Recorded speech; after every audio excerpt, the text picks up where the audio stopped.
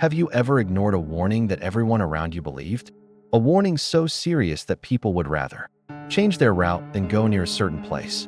A place where screams echoed through the darkness. A place where people disappeared without a trace. Most people would stay away. But Michael Carter wasn't most people, and that decision almost cost him his life.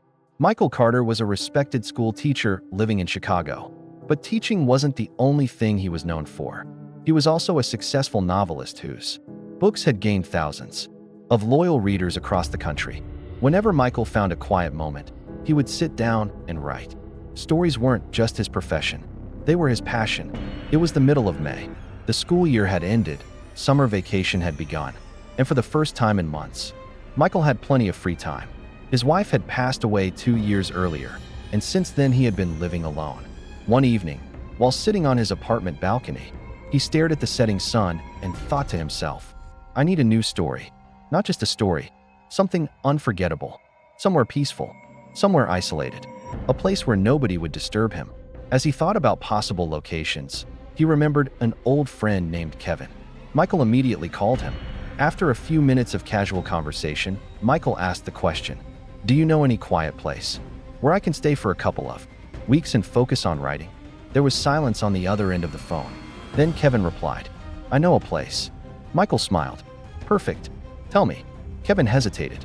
There's just one problem. Michael laughed. What kind of problem? Kevin took a deep breath. The place is near my hometown, Ashwood. There's an old 3-story mansion beside a river. It's been abandoned for years. Sounds interesting, Michael said. Kevin's voice became serious. The locals avoid it. Why? Because strange things happen there at night. Michael rolled his eyes. Ghost stories. Kevin didn't laugh. People claim they hear screams. Some say they've seen shadows moving through the windows. And according to local rumors, anyone who enters the mansion alone never comes back. For several seconds, neither man spoke. Then Michael burst out laughing. Come on, Kevin. We're living in the 21st century. I'm serious. And I'm serious too, Michael replied. Ghosts don't exist. Kevin tried one last time. Michael, don't go there. But Michael had already made up his mind. The more dangerous the place sounded, the more curious he became.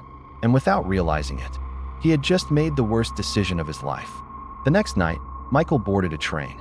As the city lights disappeared behind him, excitement filled his mind. He believed he was traveling toward the perfect place to write his next novel. He had no idea. Something inside that mansion was already waiting for him. The train arrived in Ashwood just after sunrise. As Michael stepped onto the platform, he immediately noticed how different the town felt. It was quiet. Too quiet. There were only a few people walking around, and most of them seemed to be in a hurry to get somewhere. Standing near the station entrance was an elderly man waving at him. Michael. Michael nodded. You must be Kevin's uncle. The old man smiled. That's right. My name is Thomas. The two shook hands and headed toward Thomas's truck. As they drove through the countryside, Michael admired the scenery. Green fields stretched for miles. A river sparkled under the morning sun. Everything looked peaceful, but Thomas seemed unusually nervous.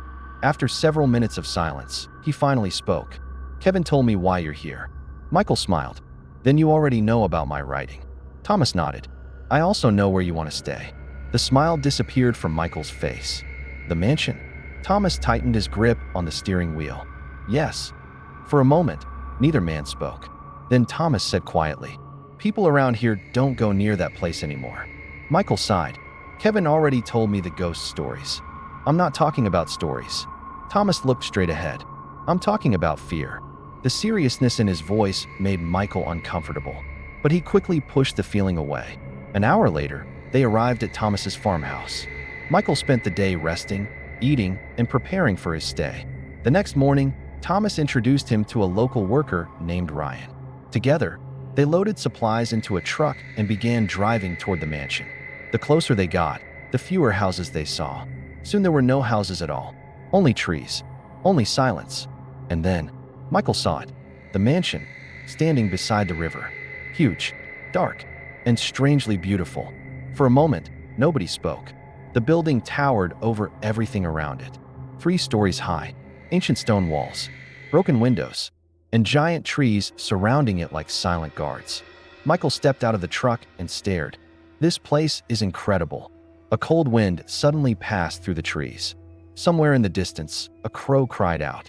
Ryan looked toward the mansion, then quietly whispered, "Or maybe it's waiting." Michael didn't hear him, because at that exact moment, he had already fallen in love with the place. And he had no idea. The mansion had already noticed him too. The next morning, Thomas and a local worker named Ryan helped Michael move into the abandoned mansion. The moment Michael saw it, he stopped walking. The mansion was enormous, 3 stories tall, surrounded by ancient trees. Its dark windows stared across the countryside like silent eyes watching everything. Despite its age, the building still looked magnificent, like a place that once belonged to someone very rich. The front doors opened with a loud creak. As Michael stepped inside, a massive hall appeared before him. Large rooms stretched across both sides of the mansion. An old staircase stood in the center, leading to the upper floors. Dust covered almost every surface. The air smelled old and forgotten. Yet something felt strange. The mansion didn't feel empty. Michael couldn't explain why. It felt as if someone was quietly watching them from somewhere inside. The feeling disappeared after a few moments. Soon, they cleaned a bedroom on the first floor. The room contained a large bed, a ceiling fan, and a window facing the road back to town. Michael immediately chose it as his room. After helping him settle in, Thomas pulled him aside. "Listen carefully," he said. Michael looked at him. "If you need anything, call me." "I will." Thomas hesitated before speaking again. "And don't stay here longer than necessary." Michael laughed. "You really believe those ghost stories?" Thomas didn't laugh. A strange expression appeared on his face. "I believe people disappear." The seriousness in his voice made Michael uncomfortable. Before Michael could ask anything else, Thomas walked away. A few hours later, Ryan finished his work and prepared to leave. Before leaving, he stopped near the front door. "Are you sure you don't want me to stay?" Ryan asked. Michael smiled. "I'll be fine." Ryan glanced toward the staircase, then back at Michael. "Maybe." Without another word, he left. As evening arrived, the atmosphere around the mansion began changing. The sunlight slowly faded. Long shadows stretched across the ground. The road leading back to town disappeared into darkness.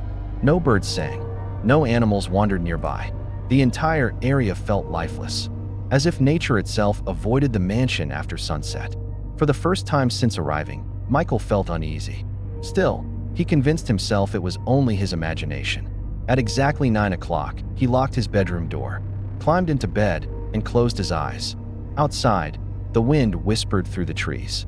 Inside the mansion, something else had just awakened. Michael woke up the next morning to the sound of knocking on his door. For a few seconds, he forgot where he was. Then he remembered. The mansion, the warnings, the strange feeling from last night. When he opened the door, Ryan was standing outside carrying breakfast. "You look tired," Ryan said. Michael forced a smile. "I slept fine." But that wasn't true. Several times during the night, he had woken up suddenly. He thought he heard footsteps in the hallway. Once, he even felt as if someone had stopped outside his room. Every time he checked, nobody was there. After breakfast, Ryan spent the day helping around the mansion. As evening approached, he prepared to leave. Before leaving, he stopped near the front door. "Tomorrow is the new moon," Ryan said. Michael frowned. "So?" Ryan glanced toward the upper floors. "People say strange things happen here during the new moon." Michael laughed. "You believe that?" Ryan didn't smile. "My grandfather worked here many years ago." Michael became curious. Ryan continued. "The mansion once belonged to a wealthy businessman named Richard Blackwood. What happened to him?" Michael asked. Ryan took a deep breath. "He lost everything. His business failed. His family left. Eventually, he became obsessed with this mansion." Ryan lowered his voice. He stopped leaving the property. Months passed. No visitors. No friends. No family. Then one day, Ryan paused. He disappeared. Michael crossed his arms. They never found him. Ryan slowly shook his head. No body. No clues. Nothing. A strange chill ran through Michael's body. Before leaving, Ryan pointed toward the staircase. "If you hear anything tonight." He hesitated. "Don't go upstairs." With that, he left. Soon darkness covered the countryside. The mansion felt colder than before. Heavier.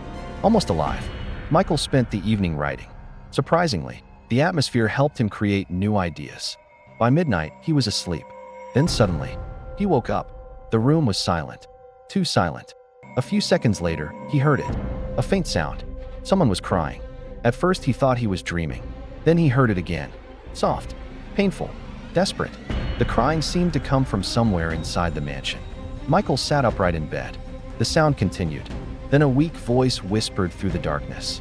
"Help me." Michael's blood ran cold. The voice sounded human, as if someone was trapped somewhere inside the mansion.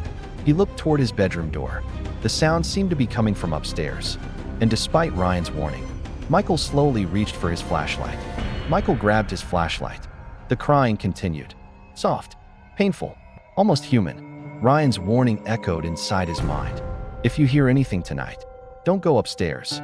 The crying came again, louder this time. "Help me." Michael's heart began racing. The voice sounded real, like someone trapped somewhere inside the mansion. He slowly opened his bedroom door. The hallway outside was empty. Darkness covered every corner. Michael stepped out. The crying continued, coming from above, the second floor. He looked toward the staircase. Every instinct told him to return to bed, but curiosity was stronger than fear. Slowly, he began climbing. The old wooden stairs creaked beneath his feet. Each sound echoed through the mansion. The crying became louder. When he reached the second floor, he stopped. The hallway stretched into darkness. Old paintings covered the walls. Most were damaged by age, yet some faces seemed strangely clear, almost as if they were watching him. Michael walked forward, room after room, door after door. He searched everywhere. Nothing. No person. No movement. No explanation. Then suddenly, the crying stopped. Complete silence filled the floor. Michael swallowed nervously. A few seconds later, the voice returned, but this time it came from above. The third floor. "Help me, please." Michael looked toward the staircase leading upward. A cold feeling spread through his body. Despite his fear, he continued climbing. The third floor was darker than the rest of the mansion. His flashlight barely illuminated the hallway. The crying continued at the far end. Michael followed it carefully, one step, then another, until he reached the final room. The door was closed. The crying was coming from inside. Michael slowly approached. His heart pounded inside his chest. He placed his hand on the doorknob. The moment he touched it, the crying stopped. Instantly, silence. A terrible silence. Taking a deep breath, he slowly pushed the door open. Creak. The room was empty. No furniture. No person. Nothing. Confusion filled his mind. The voice had been coming from here. He was sure of it. Carefully, he stepped inside. Then suddenly, bang! The door slammed shut behind him. Michael spun around in terror. Then, something moved above him, very slowly. Michael raised the flashlight toward the ceiling, and what he saw made his blood run cold. Hanging from the ceiling fan was a man, a dead man. His neck was trapped inside a hanging noose. His pale face stared directly at Michael. Dark, lifeless eyes, a twisted smile. The body swung slowly from side to side. Michael couldn't move. His entire body froze. The flashlight trembled in his hand. For several seconds, he simply stared, unable to breathe, unable to think. Then something impossible happened. The dead man's eyes moved. They locked directly onto Michael. A chill rushed through his body. The corpse continued staring without blinking. Then slowly, the smile became wider, far wider than any normal human smile. A terrible sound escaped its throat, half laughter, half scream. The ceiling fan suddenly began spinning faster. The hanging body rotated with it. The horrifying laughter filled the room. Michael finally snapped out of his shock. He turned and ran. The moment he reached the hallway, the door behind him slammed shut. Boom! The entire floor shook. Dust fell from the ceiling. The laughter continued behind him, growing louder with every second. Michael raced toward the staircase. Every step felt heavier than the last. Behind him, something was moving. Something was coming closer. He couldn't see it, but he could feel it. The darkness itself seemed alive. Michael rushed down the stairs, past the second floor, past the first floor. Finally, he stumbled into the main hall. Breathing heavily, he turned toward the staircase. Nothing. The hallway was empty. The laughter had stopped. Silence returned. For a brief moment, Michael thought it was over. Then suddenly, a ceiling fan above him began spinning. Slowly, without electricity, Michael stared upward. The fan moved faster and faster. Then he saw it, hanging from the fan. The same dead man, the same noose, the same twisted smile. Michael stepped backward. His heart pounded wildly. Soon, Every ceiling fan inside the hall started moving. Michael looked up, and horror filled his eyes. Hanging from every fan was the same dead man. Dozens of identical corpses rotated above him. Their pale faces stared directly at him. Their smiles grew wider every second. Then all of them opened their mouths and screamed. The screams echoed through the entire mansion. The sound was unbearable. Michael covered his ears and stumbled backward. The walls trembled. Broken windows shattered completely. Old paintings crashed onto the floor. The mansion seemed alive. Outside, thunder exploded across the sky. A violent storm had arrived. Lightning flashed through the hall. For a brief moment, everything became bright, and what Michael saw made his blood run cold. The hanging bodies were no longer attached to the ceiling fans. They were floating downward, slowly, silently, coming toward him, their necks twisted at unnatural angles. Their pale eyes remained locked on Michael. The storm outside grew stronger. The creatures moved closer with every second. Their smiles stretched wider and wider. Then one of them spoke. Its voice sounded broken, as if several people were speaking at the same time. "You belong here now." Michael's heart nearly stopped. Another corpse drifted closer. Its face was only a few feet away.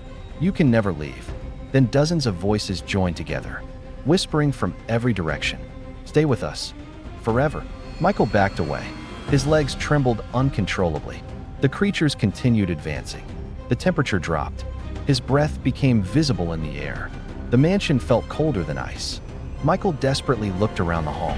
There had to be a way out. But everywhere he looked, the ghosts surrounded him. The mansion had become a prison. One of the creatures suddenly lunged forward. Its long fingers reached toward his throat. Michael stumbled backward and nearly fell. At that exact moment, something touched his chest. The pendant. The small pendant hanging around his neck. A gift from his late wife. Without thinking, Michael grabbed it tightly. For years he had worn it every day. Now it was the only thing giving him hope. The ghosts moved closer, only a few feet away. Their hollow eyes stared into his soul. Michael closed his eyes, and for the first time in many years, he prayed, "God, please help me." The moment the words left his mouth, the pendant grew warm. A faint light appeared inside it. The approaching ghosts instantly stopped. Every creature froze in place. For the first time, fear appeared on their faces. The light became brighter. The ghosts slowly stepped back. A terrible scream echoed through the mansion.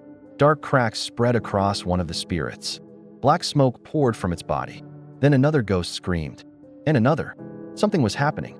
Something the spirits feared. And deep within the darkness of the mansion, a low growl echoed through the hall. It was not human. It was not a ghost. It was something far worse. The growl echoed through the mansion. Deep, heavy, ancient. It sounded unlike anything Michael had ever heard. The ghosts immediately retreated. Their terrified faces turned toward the darkness near the staircase. Even they seemed afraid. The glowing pendant continued shining in Michael's hand. Its warm light pushed the spirits back. Then the growl came again, louder this time. The floor trembled beneath Michael's feet. Cracks appeared along the walls. Dust rained from the ceiling. Something was coming. Something far worse than the ghosts. A massive shadow slowly emerged from the darkness. Michael froze. The creature was enormous. Its head nearly touched the ceiling. Its body looked like living darkness. Black smoke drifted from its skin. Two glowing white eyes stared directly at him. The entire hall became silent. Even the ghosts stopped moving. The shadow creature took a step forward. Boom. The floor cracked beneath its foot. Another step. Boom. The old walls shook violently. Michael tightened his grip on the pendant. The creature stared at the light. Then a deep voice echoed through the hall. "You should never have come here." Michael felt his blood run cold. The voice seemed to come from everywhere at once. The creature moved closer. For decades, I fed on their fear. The ghosts around the hall screamed in pain. Their bodies flickered like dying flames. Michael watched in horror. The shadow creature continued speaking. "Every soul in this mansion belongs to me." Lightning flashed outside. For a brief moment, the hall became bright. Michael saw hundreds of faces trapped inside the creature's body. Men, women, children, all screaming silently, all trapped within the darkness. The sight was horrifying. The creature raised one massive arm. Dark energy spread across the room. Furniture exploded. Windows shattered. The staircase cracked. Michael was thrown across the floor. Pain shot through his body. The pendant nearly slipped from his hand. The creature smiled. A terrible smile. It rushed toward him. Its giant form filled the hall. Michael quickly grabbed the pendant with both hands. The moment he touched it, a burst of white light exploded outward. The shadow creature screamed. A deafening scream. Dark smoke erupted from its body. The creature stumbled backward. For the first time, it was hurt. Michael slowly stood up. Fear still filled his heart. But now something else had appeared. Hope. The pendant glowed brighter than ever. The creature stared at it. Its glowing eyes narrowed. And for the first time since it appeared, the monster looked afraid. Very afraid. Because it had finally realized something. Michael wasn't trapped inside the mansion with it. It was trapped inside the mansion with Michael. The shadow creature roared in anger. Its glowing white eyes burned with hatred. The entire mansion trembled as it charged toward Michael. Boom, boom. Every step cracked the floor beneath it. Michael stood his ground. The pendant in his hand shined brighter and brighter. A warm light surrounded him like a shield. The creature stretched its massive arm toward him. Dark claws sliced through the air. Michael raised the pendant. A powerful beam of light burst outward. The two forces collided. Boom. The impact shook the entire mansion. Walls split apart. The ceiling cracked. Dust filled the air. The creature screamed and staggered backward. Dark smoke poured from its body. Michael finally understood something. The pendant wasn't just protecting him. It was destroying the darkness itself. The creature knew it too. That was why it feared him. The monster roared again, louder than before.